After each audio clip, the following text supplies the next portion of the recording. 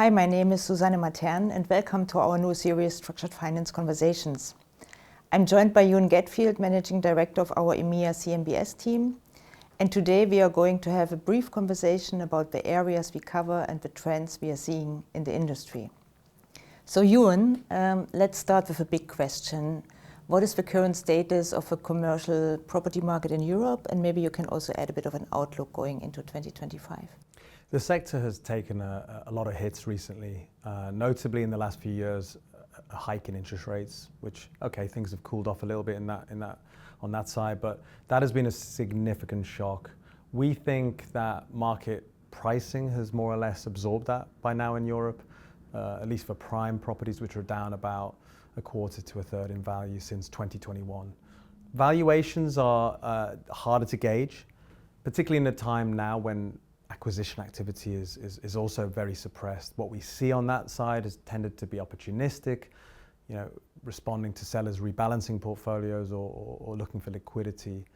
So when you rely on valuations more, then it does raise questions about how closely they are tracking external conditions. So the refinancing that has been the mainstay of debt origination in recent years, I think that is hard, that raises this question. And I know our colleagues in financial institutions who rely a lot on valuations have that additional complexity when they look at bank balance sheets in particular.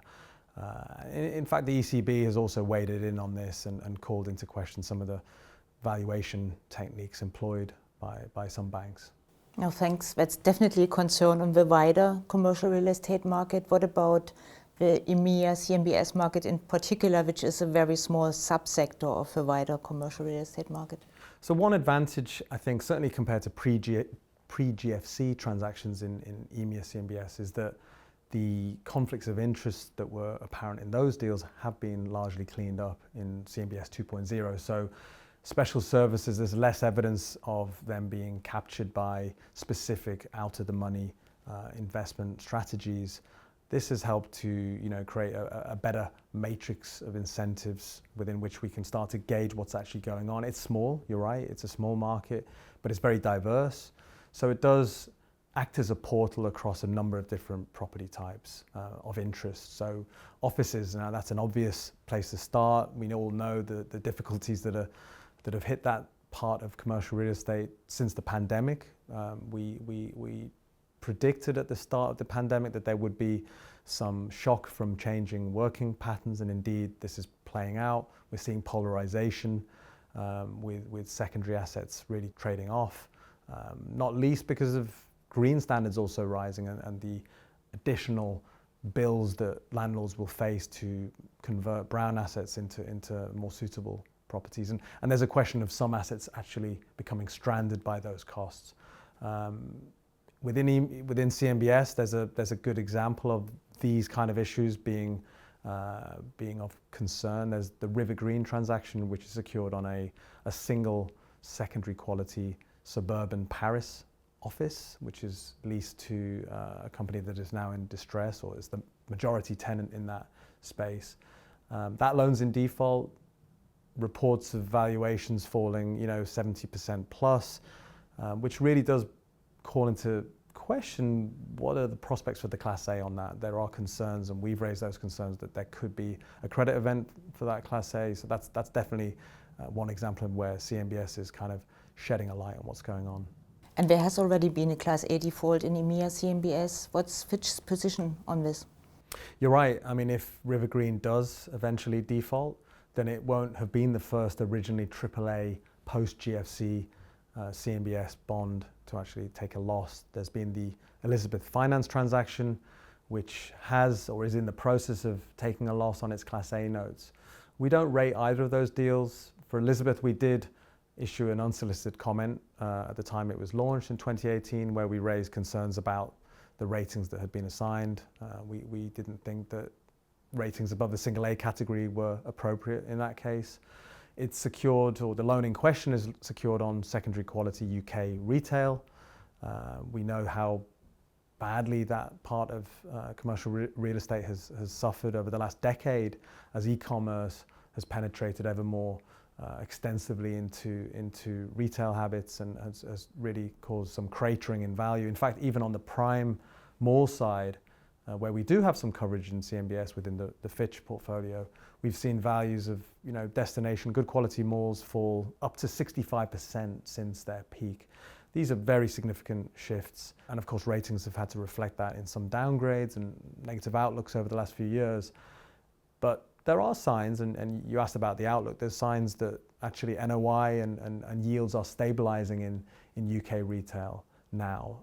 Over 2024 we have moved ratings of those deals, the rating outlooks, from negative to stable to reflect that. Maybe staying on outlook, we have recently seen quite some activity in EMEA CMBS, particularly in the logistics segment. So what's your outlook on issuance going into next year?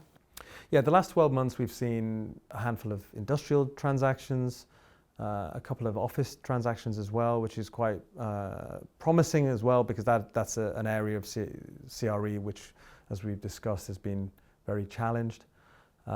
We've also seen a data centers transaction, the first of its kind in Europe. So in terms of what we might expect, particularly going into 2025, I'd say industrial is the obvious place to start. It's an area that has had stellar performance.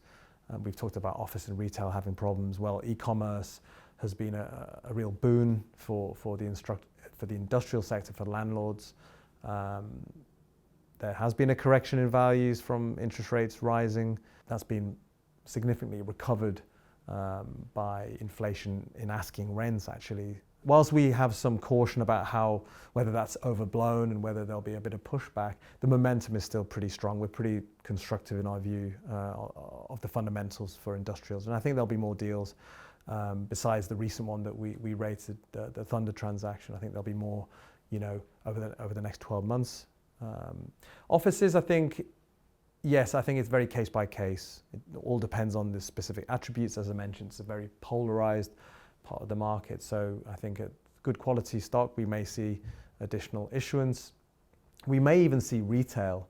I was mentioning some of the problems we've seen there, but the outlook is improving in the UK, certainly. And so it may be time for, arrangers to be looking at the less loved areas of CRE and put on a retail deal. We've certainly had some inquiries within the retail warehouse part of that sector. We may see good quality malls make a reappearance. Let's see. I think data centers, that's a difficult one to predict. There's a gold rush fever globally in this area, as I'm sure viewers will know. And it's a matter of time for more capital markets transactions to emerge to help finance this transition. This digital infrastructure. The requirements for digital services, we believe, are going to continue to grow. So we're pretty constructive, on the fundamentals. Supply is well disciplined because construction costs are so high. But that also is the, if you like, the risk factor that comes to mind from a CRE perspective if we're looking at data centers. The construction costs overwhelmingly to install expensive equipment into these sheds, and that equipment, be it batteries, be it power equipment, backup generators, cooling systems, they're expensive, they don't last forever, and therefore there is this additional depreciation perspective that we need to make sure we get right when we look at these deals. Thank you very much. Thanks for your insights, and thanks for joining us today. If you have any questions or would like to continue the discussion, please contact us using the address on the screen. Thanks for watching.